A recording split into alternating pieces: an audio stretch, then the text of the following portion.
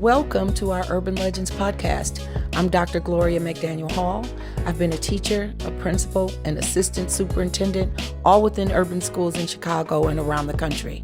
Our Urban Legends podcast is a forum for sharing ideas, strategizing together, and supporting each other as we dismantle the deficit narratives sometimes associated with urban education and discuss where and how amazing work is being done.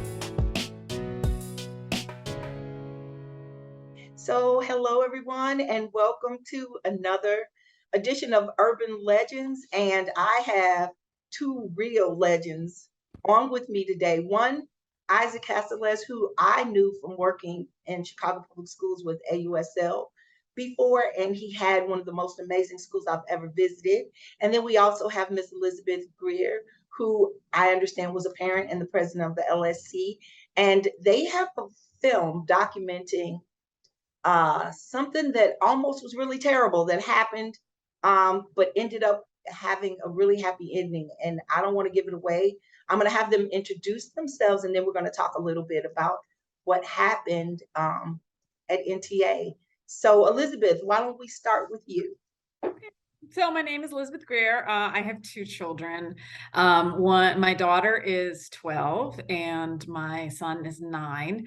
At the time of the documentary, I was the chair of the local school council. Nice. Okay, Isaac, your whole journey. Let's hear it. Okay.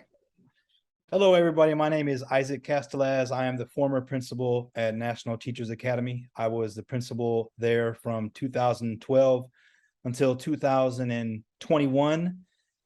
Before being the principal at NTA, I was an assistant principal in another Chicago public school, a high school. And before that, I was a teacher for 7 years, also in Chicago. So 21 years total of service in Chicago public schools. And now in my second year as an independent education consultant, specializing mostly in leadership development and leadership coaching. Cool. So when I met Isaac, like I was saying, there was something different about NTA. And I know, Elisabeth, you could probably, I don't know how many schools you've been in, but there was just a different feel. And I remember one year, Isaac, I know you guys did these like social justice type things that had a focus every year. Mm-hmm. And there was one year that I was there, and it was, the kids were doing like a musical production. And I think that it was about police brutality or ending police brutality. Mm-hmm. And it was so well done and so amazing. And so I think I was talking to you about it. And from what I understood, like you had a focus every year, and like they did in the ELA, they wrote about what their passions were. How did you do that? Like, how did you establish a school that looked and felt like NTA does? Sure. So first, I think you're talking about something called Museum Walk. Yes, that's what it was. Yes. And Museum Walk was something that originated with my predecessor, whom I know you know very well, Amy Rome. And she and the staff at that time had a strong orientation towards social justice and also cultural. And Museum Walk formed sort of out of that deep commitment and really strong conviction. And so as the principal, I was simply continuing in the tradition that Amy and the team there under her leadership had initiated. We were fortunate to build upon it, make it perhaps bigger and better, but the idea itself comes out of the culture of the school, which has always been, and I feel very strongly will always continue to be, that of a strong sense of justice, fairness, and of course, equality and equity for all. Elisabeth, how did you end up at NTA, and what were your initial impressions, and all of that? Yeah, so I definitely, I was nervous first time mother with my daughter. I toured many schools around the city of Chicago. And you're absolutely right. Something felt very special when I went into NTA. And it was beyond just the beautiful building and the facilities and the technology and the swimming pool. I mean, it had so much structurally to offer, more than I had seen in most other public schools, and even more than some private schools that I had visited. Yes. But it wasn't just that. There was a heart and a soul to the community that I felt as soon as I went in. I appreciated the way that Isaac and his team spoke to each other, the relationship that staff and teachers seem to have, and the way that the kids just all seemed so happy to be there. The security guard knew everybody's name. I mean, it just felt like a family environment.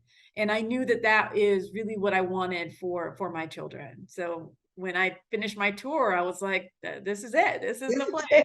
I want my kids to be here. Yeah. It did. I'm like, it was different. I couldn't believe it was a public school. Yes. And then Isaac, when we were with AUSL, and I'm not speaking badly about AUSL or turn around or any of that. Sure. But I know that there are schools where, like, historically they haven't done well, and something needs to happen for the kids and for the parents and for the community in order to make schools better.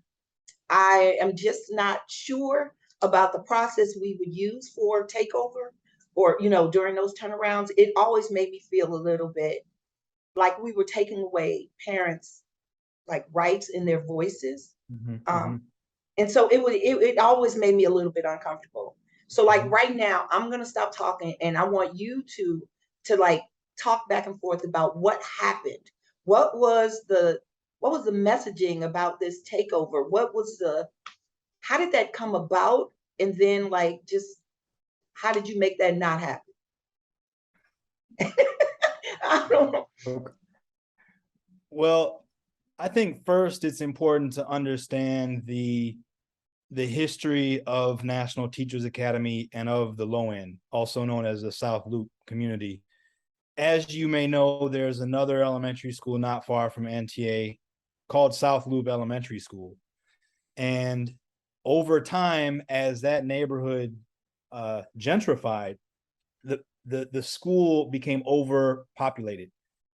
It was also overpopulated not only because of the rapid acceleration and growth of the neighborhood, but because families preferred to send their children to South Loop Elementary School rather than to National Teachers Academy. National Teachers Academy has historically been almost 100% Black, and also sort of like a high needs, 100%, 90% of students qualifying for free and reduced lunch.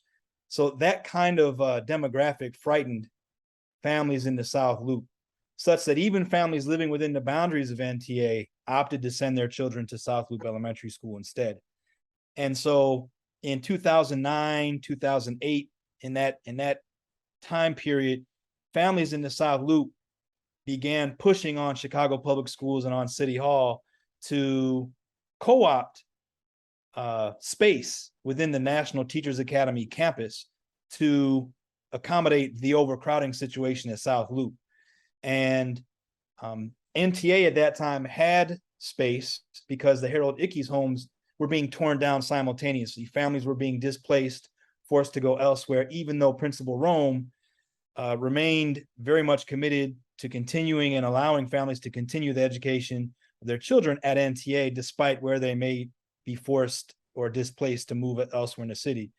So you have this tension between NTA and the rest of the South Loop community, where South Loop families are calling for and pushing for space within the NTA school building, not for their children to become NTA students, but for them to enter through separate doorways, have separate lunch and recess times, to go to separate classes, and so on and so forth.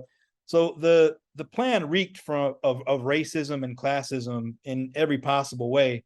Fortunately, Principal Rome, the alderman at the time, were able to push back on the plan, and it never came into fruition. But the pressure to acquire space in NTA remained. And as time went on, it wasn't so much about relieving the overcrowding at South Loop, it was about finding a high school that families in South Loop felt was a suitable situation for their children, because they were beginning to age out of elementary school. They were going to high school all over the city, rather than simply enrolling and matriculating into Wendell Phillips School in Bronzeville. So that brings us closer to my tenure as principal, and also to the time where Elisabeth and I started to hear rumblings about the possibility of NTA being turned into a high school. So I know, Elisabeth, I know you can more than pick it up from there. I know you have a lot of insight from this point. You know, it was crazy, because I mean, I had been elected as the chair of the local school council for like what, a month, and we got called into some strange meeting with the aldermen, under the pretense of we just want to talk about the future of NTA, and it was very unclear why we were there. She was asking us a lot of questions about our school and how we were doing. And I mean, we answered everything truthfully, but we never got any answers as to what the meeting was for. And it was very shortly after that, at a third ward meeting, that the alderman announced, the Janice Jackson, the CEO of Chicago Public Schools at the time, was there at the meeting, and they announced that they had plans to, at the time, the first move was to quote unquote change the boundary of National Teachers Academy to basically literally the front step of the school. And in doing so, they would have emptied the building of children by moving the boundary to the school's front door, and thus sort of signaled the demise of NTA as an elementary school. And that was, I think, 2016. And it was ever since then we just immediately began launching our campaign to save the school. Parents came together. We did everything that we could think to do. You know, we tried official channels, we tried unofficial channels, we spoke at community meetings, we protested in the streets, we gained a lot of support from people just in the city in general. We got a lot of support from other organizations and coalitions who were used to fighting these kinds of battles, because we were new to this kind of activism. As time went on, and we learned, you know, officially that CPS's ultimate plan was to convert NTA into a high school, we learned then, not too long after that, that they had plans to close 4 high schools in Englewood at the exact same time and build a new school and sort of do some kind of consolidation against their will. They were also unaware of this plan. And so we partnered up with them to then protest, you know, both of those school actions. We went to the mayor's house many times and protested at his front step. And then ultimately we ended up having to take legal action, because none of those approaches stopped the train that CPS had started going. So how many years?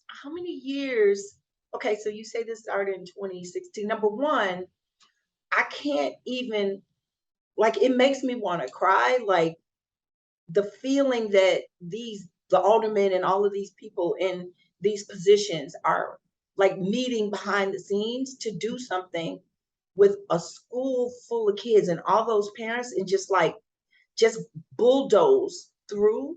Yeah. It makes me really upset that those things happen, number one. And then, like, it makes me really joyful that you didn't take it just sitting down. Mm-hmm. How do you find the strength? I like, what did you say the first day that you heard what the real plan was? Like, what did that feel like? Well, I mean, I say I was fueled. First of all, it took about 20 months. It was almost 2 years that we were fighting. And for me, I was fueled by adrenaline and rage, because it was unbelievable. And one thing that has to be noted here, although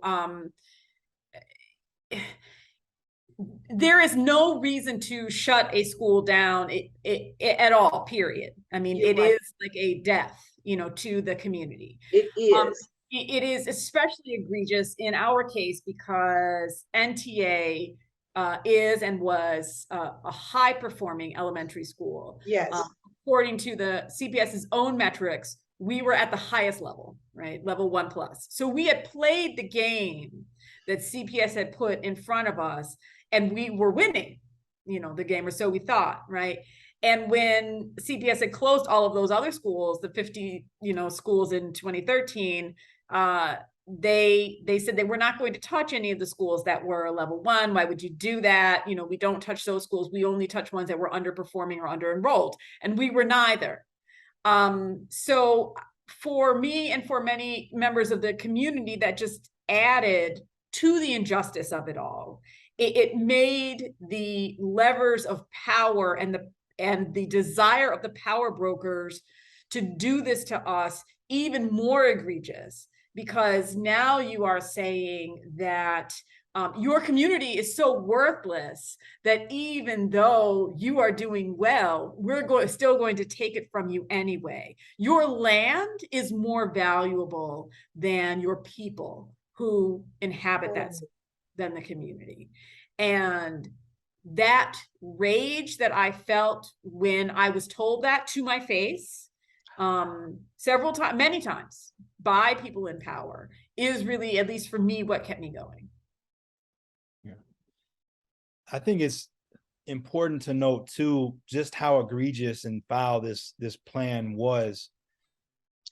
So Elisabeth was talking about the first meeting that we had with the alderman, and there was a Board of Education member there. We were at the precinct, the first precinct. We were in an office in a back room. This was like an unofficial meeting. It wasn't on Board of Education property. It wasn't at NTA. It wasn't downtown. It was at a police station. So it was literally a back room meeting where they were asking us extremely vague questions. And Elisabeth and I sort of looked at each other after we left the meeting, like, what is this all about? And so as that's happening, South Loop Elementary School has successfully lobbied for the construction of a brand new building at 16th and Clark, a multi-million-dollar facility, what, 50, 60, 70 million dollars, I believe, to cure its overcrowding problem. Within another year, Chicago Public Schools makes public its intention to close NTA to use our school building for a high school, while at the same time spending $70 million to build this brand new state-of-the-art building for South Loop Elementary School. And so, as Elisabeth said, we appealed in many official capacities to Chicago Public Schools. I had several meetings with Janice Jackson that included parents and other members of our school team, where we said very pleasantly, why not simply use the building being constructed on 16th and Clark for the new high school?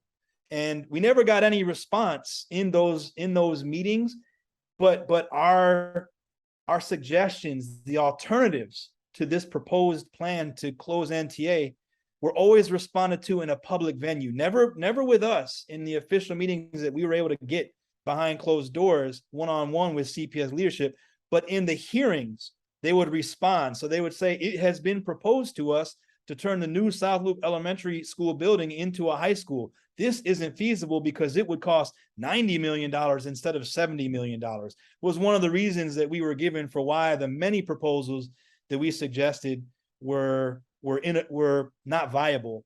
Another thing that Elisabeth mentioned was that when the high schools in Englewood were proposed to be shut down, the same alderman that was advocating for the creation of an NTA high school responded to Englewood parents and students by saying that as a result of these closed schools, while the new school is being constructed, your children can go to Phillips School. If your children don't have any viable options in Englewood, they can go to Phillips School, which is a performing school. It's an improving school. It's a viable alternative for the currently existing schools in Englewood that you have available to you. At the same time, this alderman was telling Chicago Public Schools and saying on behalf of South Loop families that Phillips was not a viable option for their children who lived in the South Loop community and attended South Loop Elementary School. Right. So it's okay for them, but not okay for exactly. us. And so the aldermen, Chicago Public Schools, none of them ever mentioned the idea of race. None of them would say the word Black or white or poor or affluent or influential, right? None of these words were ever used in the public narrative. But what Elisabeth and other parents and even staff members would try to inject into the conversation was just how racist and anti-Black this entire proposal was. And so I think that really cuts to the heart of why we were able to win the fight to save NTA, which Elisabeth can talk a little bit more about. But I think it's important for us to acknowledge the anti-Blackness and the racism of this plan, and just how obvious it was to almost everybody in the city. As Elisabeth said, we had allies all over the city, folks who had never heard of NTA, didn't know much about the school, but understood the plan and just how terribly racist it was. Terribly racist. So I want to talk a little bit before we end about other like things that are just like civil rights issues, it feels like, or just like things that are done where parents don't feel like they have any power, but they do. They just don't know, and they don't have like a team like you two to say, nope, we're not letting this happen, and stuff just gets railroaded through. But let's talk about the film a little bit first. So tell me, I know it has a happy ending because NTA is still open, and NTA is going to remain NTA, and they can't just get away with it. But like, what was that like, the making of the film? And then tell people how they can see it.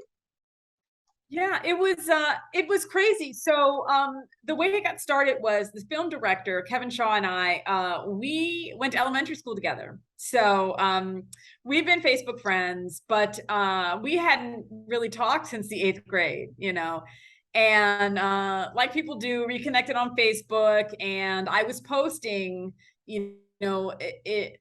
updates about the fight and trying to help to rally people online and those kinds of things, and he was watching it. And Kevin is a film director, and he was coming off of the America to Me project, which is the story about race in OPRF high school. And so he was coming off of that project and looking for another project to do to me. And he said, it looks like you guys are, doing something interesting here. It's kind of right up my alley. Do you mind if I, tag along and record you? And I was like, come on, let's go. Let's do this. Let's do this. So I introduced him to Isaac and to Tanika Brooks, who's the vice principal. And I was like, this is my friend, he wants to, follow us around and see what we're doing. And we had tried, like we were talking about, we had tried so many things, we up until that point, because we were already about a year in or so. And so for me, I was just like, we got just anything else, record it. Maybe we'll have some video that we can use again in our fight. And so fortunately, Isaac and Tanika let them in sort of on the sly. Nice. And allowed them to capture, allow Kevin to capture our struggle. And he was done filming in 2018. Won't give away the end of the film, but he was done filming the end of 2018, filmed a few things in 2019, and then the pandemic hit. And so he was able to use that time then to put the film together. And he just, released it in the spring of this year. We had our world premiere at the True False Film Festival in Columbia, Missouri. And there's really been a whirlwind ever since. So we just finished a run at the Siskel Center. And I will actually be going to New York for a run in New York City on Thursday. Exciting. It is, yeah. So August 25th, Kevin and I will be doing a Q&A after the film. It's going to do a short run at the IFC Film Center in Manhattan. And then it will also be going to LA, San Diego and San Francisco, and there will be a couple of other cities to be announced. And then if you or your audience cannot catch it in the theaters, it will be released on PBS nationwide on December the 12th. I can't, I'm over the moon. And we didn't even say the name. It's Let the Little Light Shine. Let the Little Light Shine. Yeah. So exciting. So, okay, Isaac, your perspective on the filmmaking and the whole process, like how do you empower other principals? How do we empower parents to just like not take it and to speak up when there's things that they feel like aren't right? Sure. So I think first off, it's important for principals. I can speak from my perspective as a school leader. It is important that as a leader, your goal is to create more leaders, not to create more followers or to command compliance or demand compliance. And so I think one of the things that I was successful at during my tenure at NTA was empowering students first and foremost, yes, but empowering parents, empowering teachers to find their voice, to collaborate, to advocate, and in so doing, create a stronger, more vibrant school community. So I think what you saw, going back to the very beginning of our discussion, Gloria, when you see students on stage singing, dancing, performing spoken word, acting, or speaking directly to the audience, using their own voices, taking on issues that are important to them, that I think that speaks to why the fight at NTA was a successful one, because students, parents, teachers feel empowered to use their voice to advocate, yes, for themselves. The first core value of the NTA way is courage. And it took a great deal of courage for everybody in this fight in order for us to emerge victorious. And so to me, I think that's the simplest way that I can put it for school leaders. Yes, thank you, thank you. Okay, and Elisabeth, as a parent, big lessons learned? You're not alone. I think that was my biggest lesson that I learned, is that as an individual, I was not fighting this myself. As an NTA community, we were not fighting it ourselves. There are people in your larger community, in your neighborhood, in your side of town, in your city, who have fought fights before and who are willing to help you in your fight. And there are lots and lots of those who have gone before, elders in the struggle, right, who are willing to share their wisdom with you on how to mount a successful campaign. Because I learned a lot just being willing to listen, and I so appreciate the social justice warriors who have been fighting for a long time, who lent out gave their hand out to me and said, come. I felt like there were many times I felt like it was I've been invited into a secret world. Like there's a meeting in a church basement, you got to knock 3 times to get in, and they may have been, formulating a plan to protest something else, unfair housing practices. There was a group who was fighting for a community benefits agreement for the Obama Library, but the tactics are all the same. And so they would invite me in, I would sit in the corner, I would listen to how they planned their movement, and I would learn. And then I would take those things back to the NTA community.